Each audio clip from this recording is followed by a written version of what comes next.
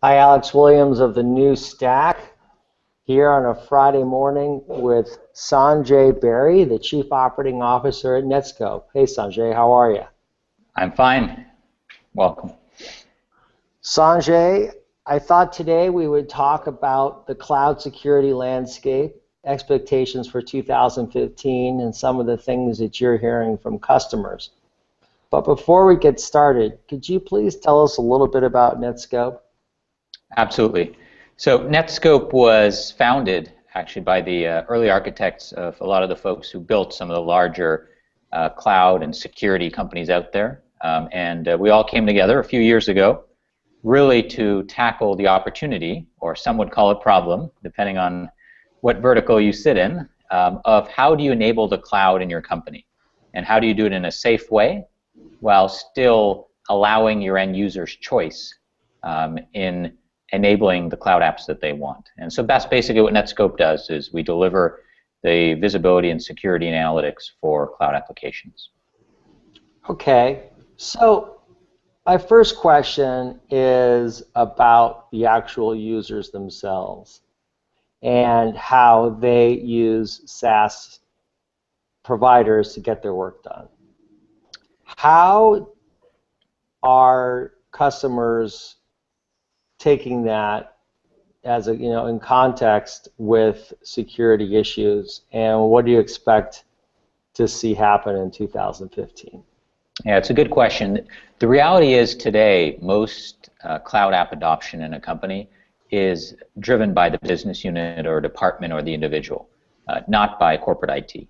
Most companies who have a stance that they, for example, want to move to the cloud in a year or two, they're already in the cloud. On average, the average enterprise, over 1,000 employees and above, has over 500 cloud applications. And 90% of those are brought in by business units and departments. And so really the focus in 2015 for enterprises is how do they enable choice for their business units and departments to leverage the cloud, yet how do they protect their data, their sensitive data? And how do they enable this movement to the cloud in a measured way that also meets their regulatory and security goals? And so it's finding that mix of enablement and security. But isn't there just isn't it just well accepted that companies and their employees are using SaaS providers, and the application itself that needs the most protection, so people can just continue to get their work done without that interruption? Yes, I mean the goal for a lot of companies is, look, if I'm a CIO or CSO now, my goal is not to dictate what cloud applications people use. In some regulated environments like financials, it is. In others, no. The question, though, for these companies and these people is, I can't rely on the app itself. I have 400 plus of these applications. They're stovepipes. I can't go and say, let me look at this application and figure out how do I enable data loss prevention on this app? How do I enable encryption on this app? How do I enable visibility on this application? In most cases, in many cases, I don't even have access to those apps because I'm not the administrator. And so the way that companies are looking at it is, what I need is an overlay. I need one single pane of glass, one way to set policies, one way to detect confidential data and stop it from going to the cloud. That should be regardless of what application I'm using. The application does have a place. For example, expose the API so you can hook into it well. Put yourself in the right data centers to prevent physical security breaches, things of that sort. But I think there is a broad realization that relying on the app vendor itself for security by itself is not the right stance. It's one where you do need something, and that's really what we do at Netskope, to protect you. It's kind of similar to an on-premise application before the world of cloud apps.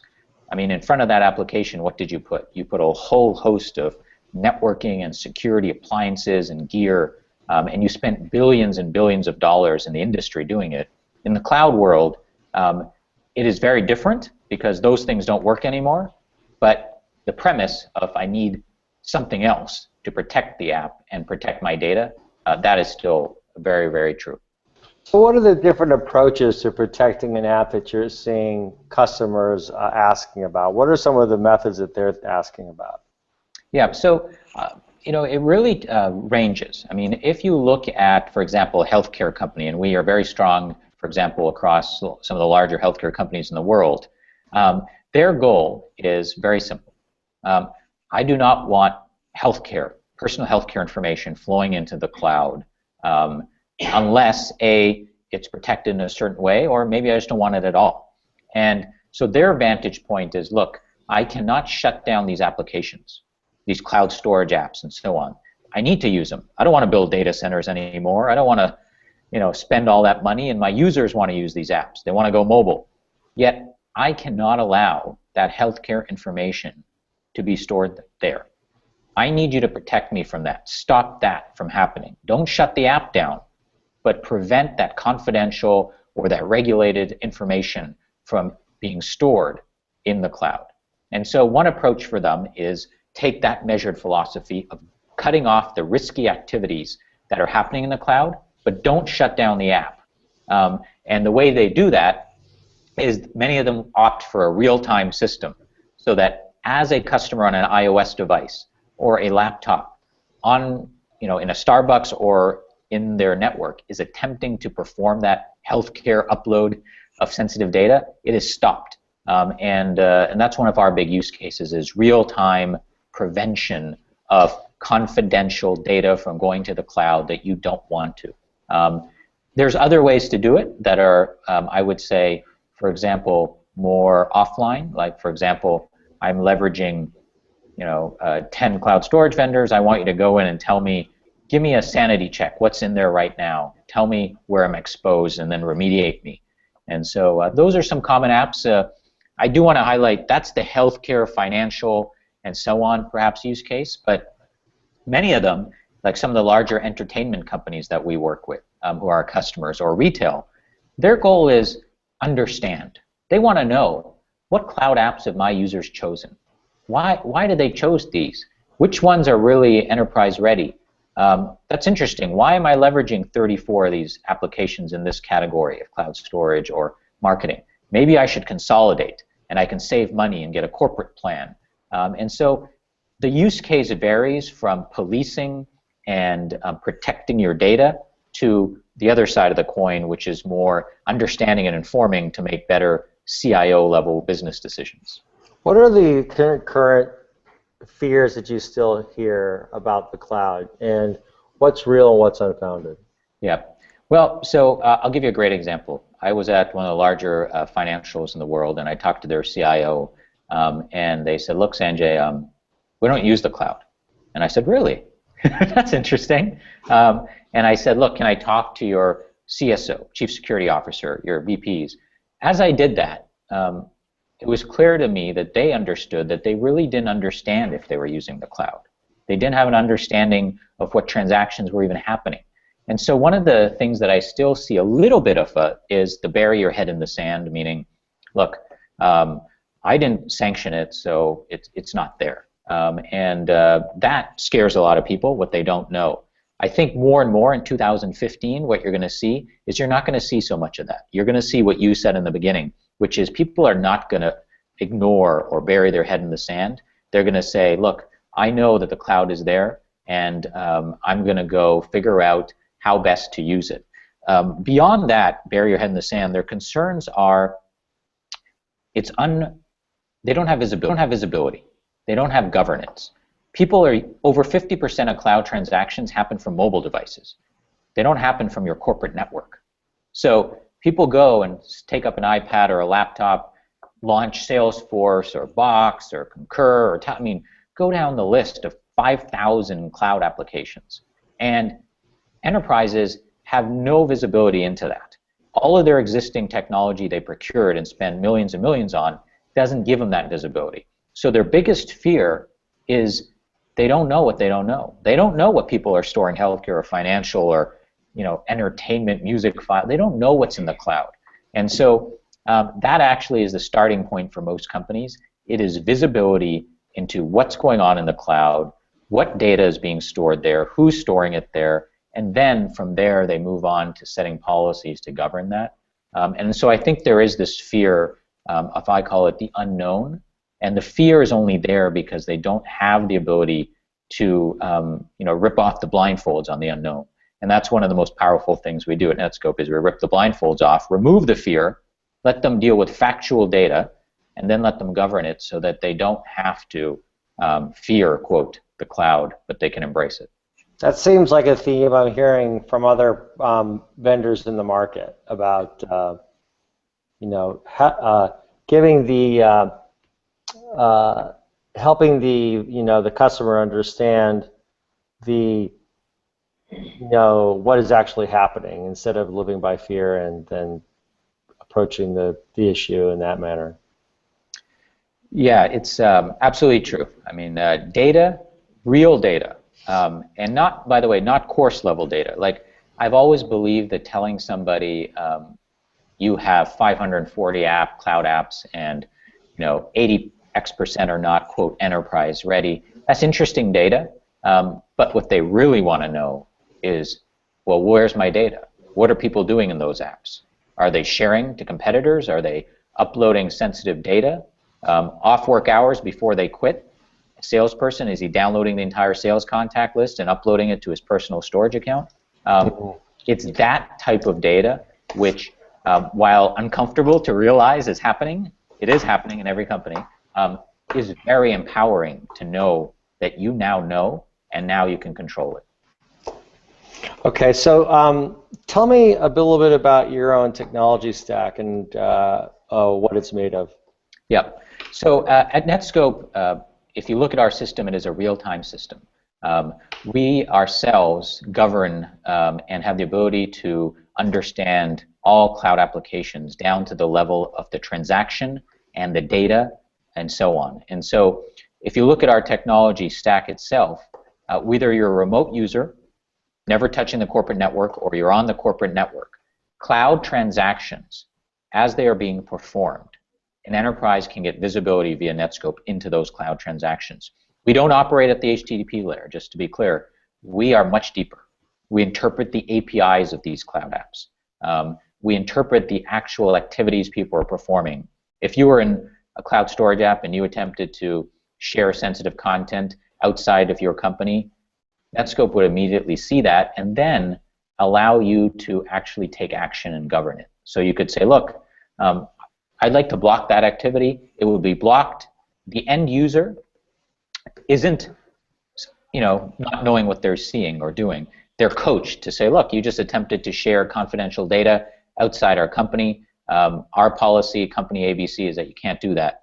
And so our technology stack is around focused on what I call layer 8, 9, and 10. It's like the deepest understanding of cloud apps, whether it's a mobile app, a native app, or browser app, whether remote or on-premise, give you the deep transaction data level visibility, let you govern it, and set policy that is very granular based on identity, transaction, and data, and then let you not just block, but coach end users.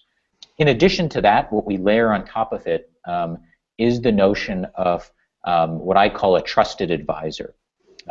We bring to bear things that the enterprise person will want to know, whether it's anomalous behavior, for example, or whether it's activities that we have seen that you should be governing because they're highly risky via something like our risk dashboard.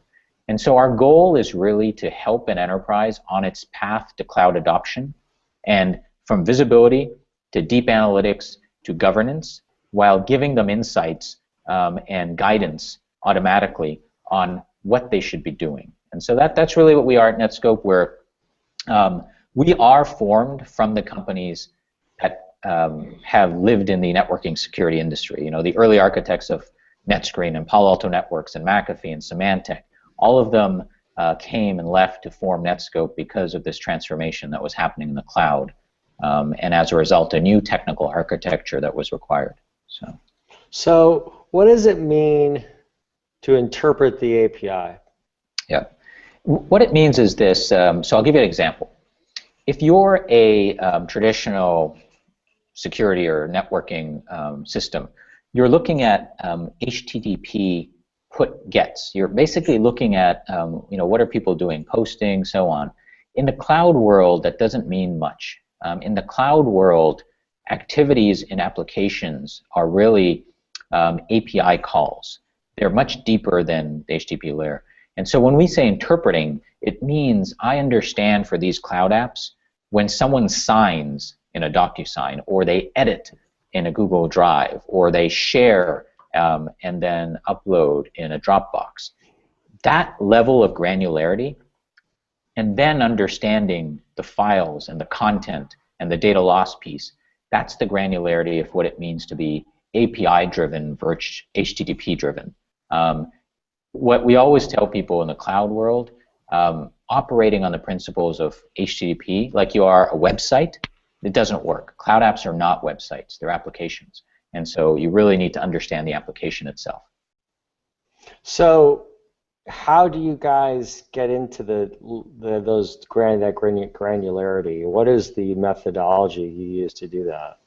Yeah, so really what we do is, if you look at all cloud transactions, we actually allow a customer to deploy in many different ways. We really tell the customer, look, how do you want to deploy? And we basically give them many, many different methods. Many customers of ours, they're interested in the mobile use case. Their point is, look, Sanjay, I don't want an appliance on my network. That doesn't cover half of the transactions that happen in the cloud. Don't give me that. Don't give me another box to stick here. While we can, we ourselves actually have a solution which is a cloud solution itself, built off the backbone of the internet, so that as you perform cloud transactions, they will transit Netskope and be governed. And that's one of the deployment methods we have. Obviously, we have other methods that don't involve leveraging our cloud. But in that way, as that cloud transaction is happening, and you are, for example, uploading a file or sharing, as it's happening, we understand on the wire what share means, what upload means, what edit means. We map that to the policies you have. We perform data loss prevention and encryption and so on, and so that in real time you can govern that policy. One of the unique things that we do is when you go into a company and they say, I have 500 cloud apps, many of them don't want to go app by app and try to govern it. They say to us, well, Sanjay, look, I have 500 cloud apps, I have 41 cloud storage. I just want to set a policy that says, hey, whenever someone attempts to upload credit card data or music files or social security numbers, I just want you to stop that. I don't care what app it is. And what we do is we take every application and we make it easy for a customer to set policies in the way they think. So instead of saying, let me go to Office 365 and figure out what it means to share or upload or edit, and then go to another app, we normalize all that for everybody. So a simple policy, report, query you run can be prevent anybody from sharing content outside my company of a sensitive nature if it's not X sanctioned app. And that could be they're sharing it with cloud storage, they're sharing it with CRM, social, whatever it is. Very simple to set. Under the hood, we're doing something very complex. And so one of our goals is to make managing the cloud very easy and also very comprehensive, so you don't have to do this app by app. I'm hearing more about these companies who monitor data on the wire. Yep. Who are doing that. What is, so F5 has some, background in this. Mm-hmm. What is the networking complexity that comes with monitoring the wire and then evaluating the APIs themselves? Yeah, so if you take a traditional firewall or load balancer, and you mentioned a company, they're operating at what I call the network layer. They're interpreting TCP/IP, they're interpreting perhaps URLs and HTTP gets puts. And that's the level they all operate at. And that doesn't work for the cloud. Because in the cloud, I'll give you an example. When you do a HTTP put or get or any of these things, it doesn't actually mean much in the cloud because they're not operating at that level. And so the way that you would think about traditional networking and other appliances, they're very good at governing what I call websites, generic web, blocking, doing URL filtering, blocking entire ports and things like that. In the cloud world, it's not what you're looking at. And so when you move now to what I call layer 7 or layer 8, or this notion of governance of the cloud, instead of saying, I want to block all of SSL traffic, or I want to block anybody going to box.com, box.net, instead of saying that, what you now can do is saying, no, you know what? I'm going to allow, of course, SSL traffic, and you know what? I am going to allow them to use Box. But what I'm not going to allow them to do is upload healthcare information or credit card data to Box. And so it's this notion now of, instead of just being an on-off switch where you block an app or you allow it, you can be much more nuanced and say, look, I'm going to shut off risky activities. If you operate at the layer that traditional networking gear operates, the only knob you have is block a URL or allow it. The other issue you have is when they use a mobile device and they're in 3G or a laptop and they're not in your network, you have no visibility to that in a world where you're sticking a box in your network. And so really what cloud enablement means is enable people to use mobile. Enable people to not just say, oh, block this app or allow it, but enable people to use an app, but you still have the capability to govern it and still have the capability to use it safely. And that eliminates a lot of what you mentioned, the fear of the cloud. You know, the old methodology of dealing with the cloud was allow it or block it. That's not what you have to worry about anymore. You don't have to make that binary choice. You can be much more nuanced and granular, and as a result, you really can embrace the cloud without being binary. You talk about layers 7, 8, 9, and 10, which gets into a different stratosphere, doesn't it? It does, and I use it as sort of a metaphor, an example to explain to people that if you want to really embrace the cloud, and you do, and you want to govern it, you do now need to operate at a different level to enable what I just said. You know, use that app, but look, I'm going to shut off the risky activities. You know, I'll enable my marketing group to use 61 marketing apps and store customer data there, but you know what? Don't allow them to share it outside the company or encrypt it before it's stored there. So it's a better way of dealing with the cloud, and I actually think it empowers IT now to work in partnership with the business units and departments who absolutely want to leverage the cloud. The cloud is beautiful, brings amazing benefits, and I often give this example. Hallelujah. Yeah, exactly. Hallelujah. I mean, it's you know, the spend on cloud, right? 300% year-on-year increasing. And what's the on-premise spend? Like 30%? And so the world and your users have chosen. And in many verticals and cases, they've chosen, you know, predominantly to go to the cloud. And others, they've chosen in pieces and in a more measured way. But I'll give you an example. So if you're a CIO or CSO, and you go to your engineering or marketing or sales team, and you sit in a room across from them, what was the old conversation? The old conversation may have been, hey, what apps are you using?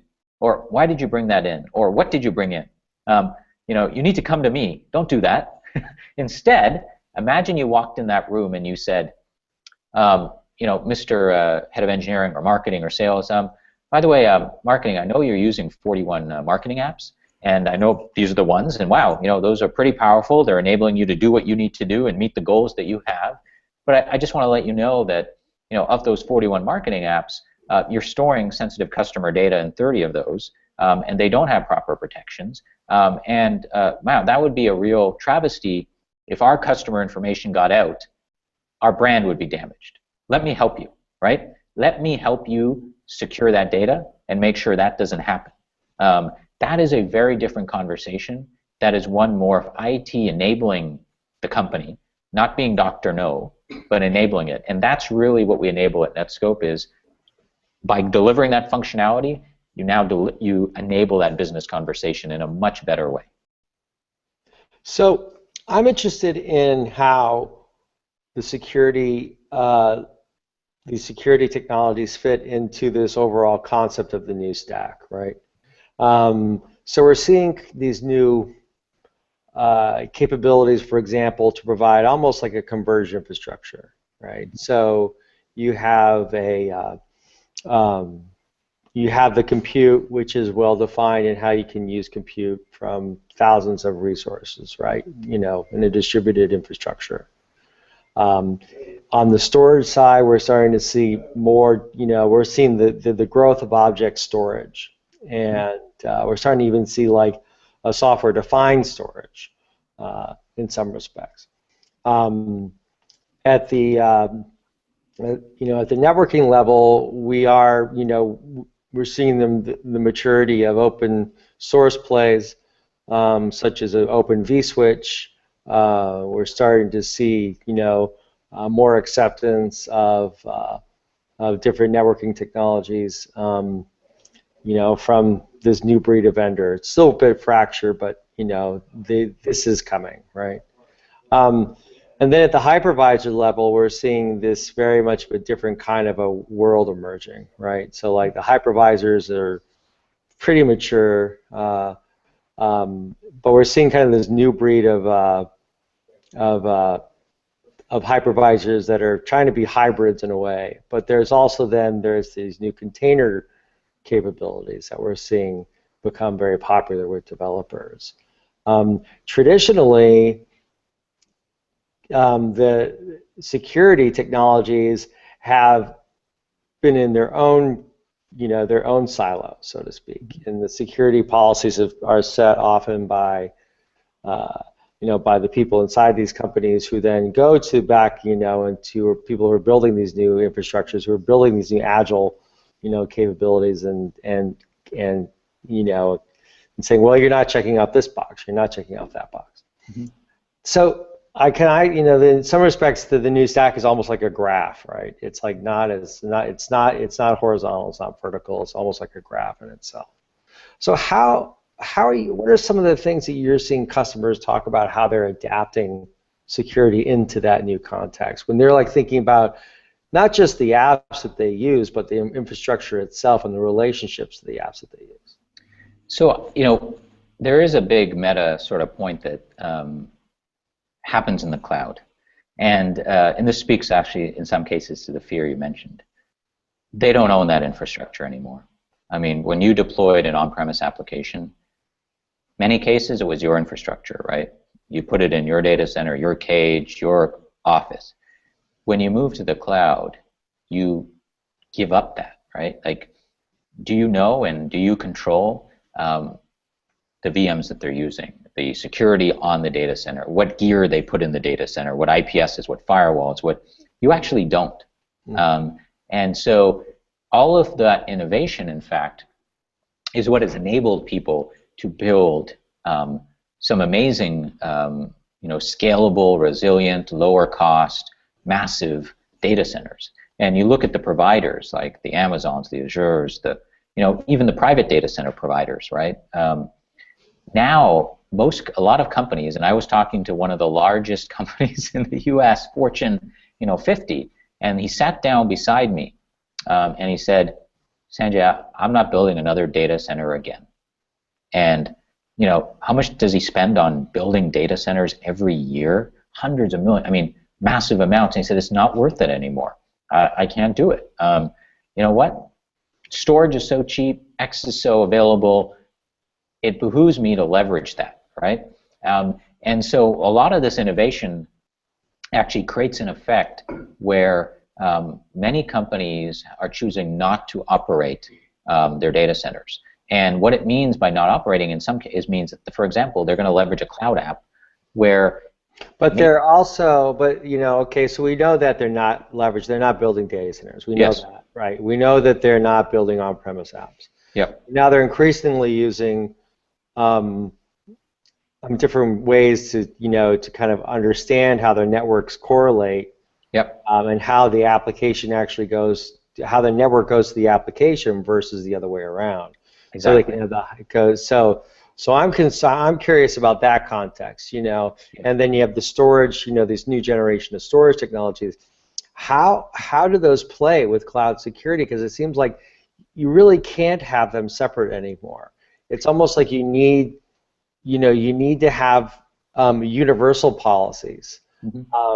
So then the applications can be, so the applications can almost talk to each other. So the network can talk to the application can talk back to the network. Yep. You're seeing this from like companies like Apcera out there, right?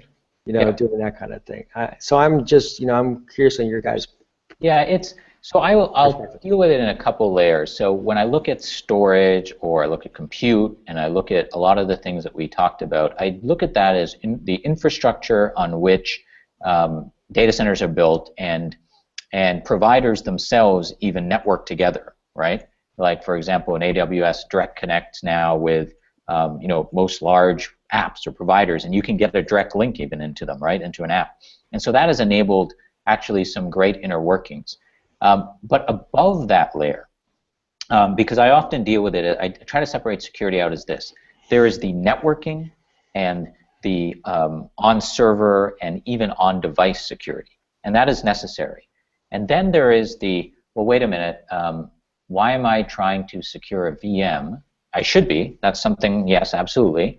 But what my real concern is sensitive data loss or so on. That doesn't have to do with infrastructure or VMs or storage. That actually has to do with application security.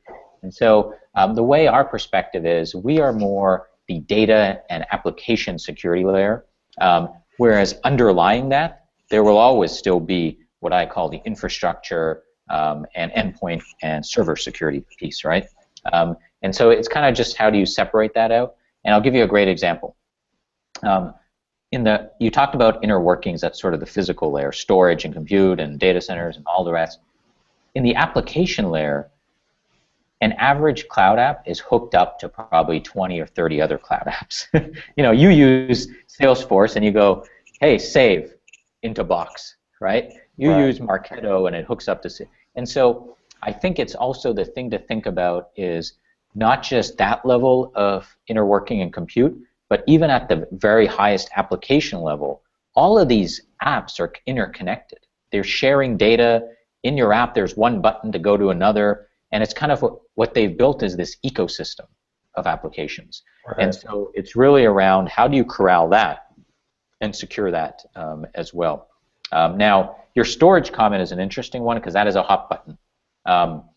People still, and there is very valid uses for hybrid storage. You still want to leverage cloud, but you also want to leverage your on-premise storage for certain data, right? Or you want the benefits of cloud, the applications that enable easy mobile access, yet you want some of your data still to, quote, be on-premise. And there's been a lot of innovation there as well. And so there is also this blending of the world of, hey, it's not often binary, meaning I use this in the cloud and then I get rid of everything on-premise, right? There is the notion of how do I operate in a hybrid world, and that's very important. So. Well, great. So 2015, we may conclude on this point. What are the increases in budgets for cloud security that you're seeing, and where are they putting their money? Yep. I'm sure you're hoping it all goes to you, but what are the different categories? Yeah, I would say, so a couple categories. One, I like to break it out into this. More and more people are budgeting, first of all, for cloud security because there's less of the bury the head in the sand. There's more visibility and understanding that this is something they need to get visibility and govern. So one, macro, I think, great increases, right? CAGRs of, 3 digits, right? That's one. Two, more and more companies are rolling out very specific projects to roll out. Could be Office 365, could be a cloud storage vendor, could be this or that. And attached to those budgets is also a cloud security piece, right? Even driven by the application itself. And so I think when people roll out and they budget for rolling out an app, they now budget for the security for that as well as part of that. And so I see that happening more and more as I talk to customers. So there is almost a dual budget for the app and the security of the app. Yes, and in some cases that budget I've even seen has happened not only in the cyber security budget side, it's happened in the actual budget for the application itself, especially in large companies. And so I see that. How do they break that down? Yeah, it's a good question. I would say it's not an exact science right now in terms of how I've seen it done. But I know that, for example, if you're a company and you're rolling out a sanctioned cloud app, you're going to say to yourself, well, wait a minute, as part of this, I need to take X percent, 25, 30, whatever it is percent, and say, look, I got to budget that to allocate it to the security piece of protecting this app, right? Now, do they allocate that on a subscription basis?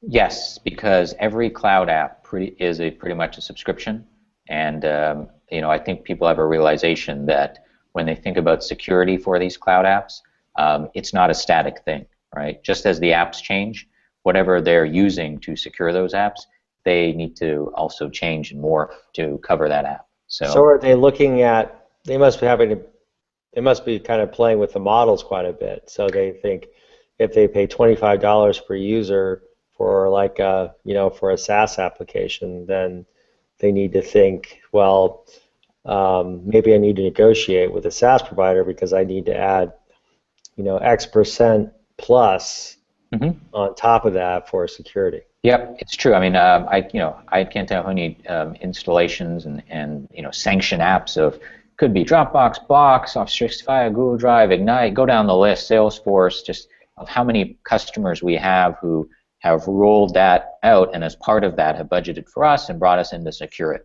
Now, that is one. I will tell you that there is still this notion of, well, wait a minute, why am I doing it app by app? I brought in this app, but my business has brought in 30 others. Whatever I buy needs to protect me against all of them.